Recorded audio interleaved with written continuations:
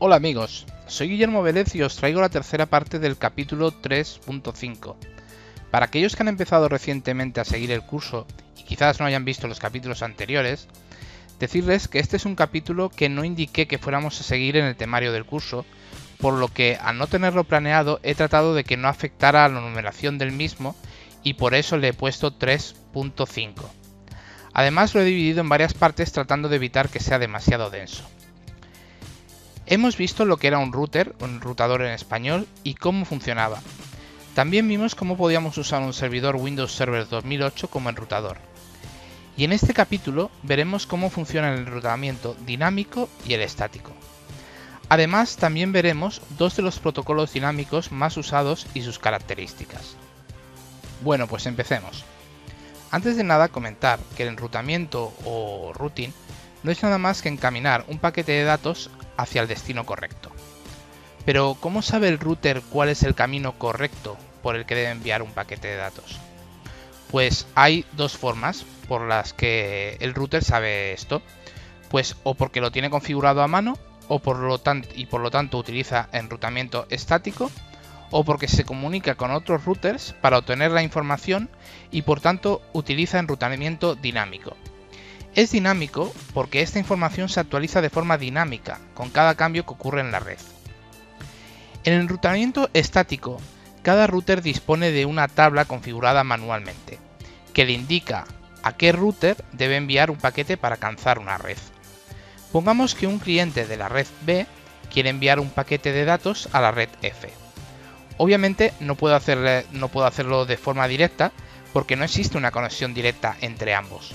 Por tanto, este envía su paquete a su router que está configurado en su tarjeta de red como puerta de enlace o gateway en inglés.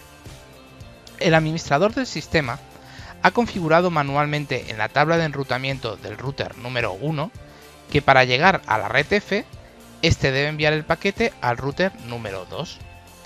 De la misma forma, el administrador del sistema habrá configurado también manualmente en la tabla de enrutamiento del router número 2 que para llegar a la red F, este debe enviar el paquete al router número 3.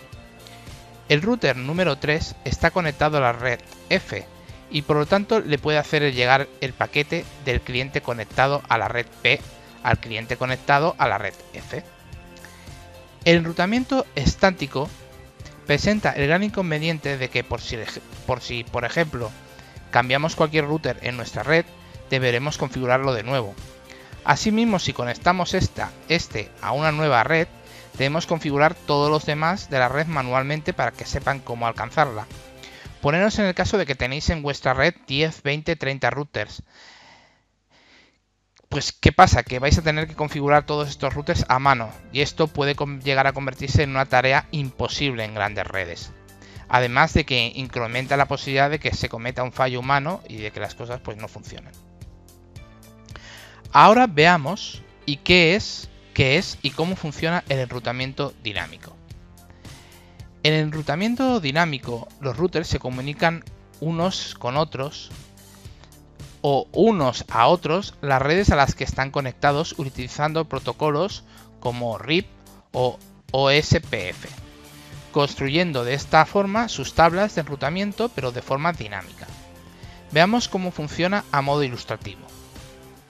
En esta red, el router número 2 le dice al router número 1, hola router 1, estoy conectado a la red B y C.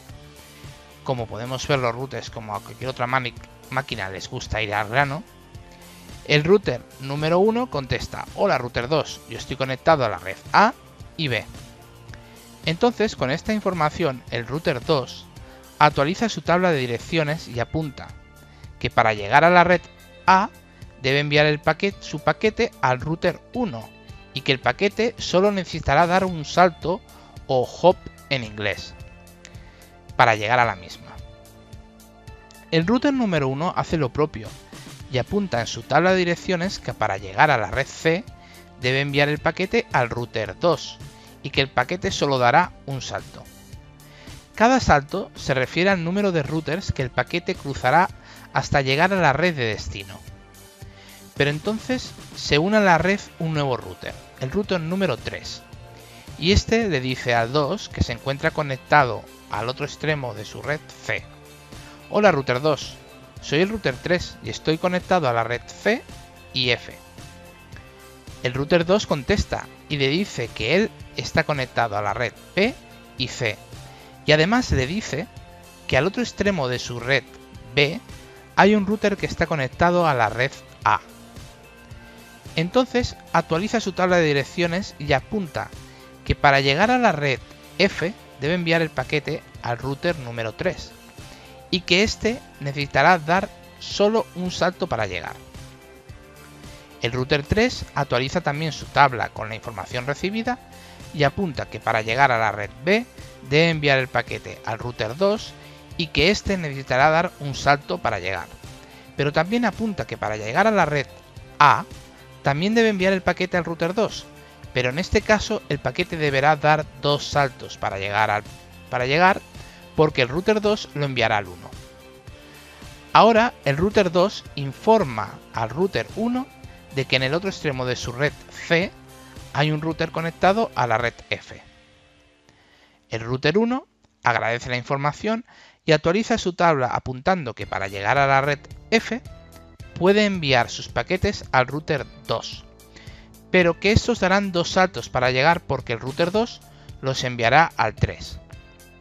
En este momento todos los routers de la red saben cómo alcanzar las demás redes de la red. La información se ha actualizado dinámicamente. Ahora vamos a ver los 2 algoritmos más conocidos de enrutamiento dinámico. Tenemos RIP, que usa un algoritmo de vector distancia, o sea, una tabla de enrutamiento. Es fácil de configurar, pero el problema que tiene es que no funciona bien en grandes redes, no escala demasiado bien.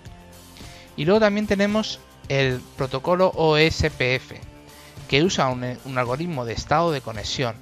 Lo que significa es que tiene apuntado el estado de la conexión de cada nodo o router en la red, con lo que si uno cae es capaz de calcular automáticamente y eficientemente otro camino para llegar a la red de destino. Es más difícil de configurar, pero al contrario de que RIP, trabaja de manera eficiente en grandes redes y es escalable.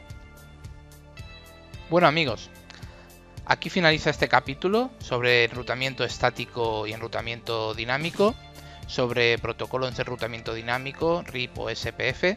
Espero que os haya gustado. Si es así, por favor no olvidéis darle al me gusta.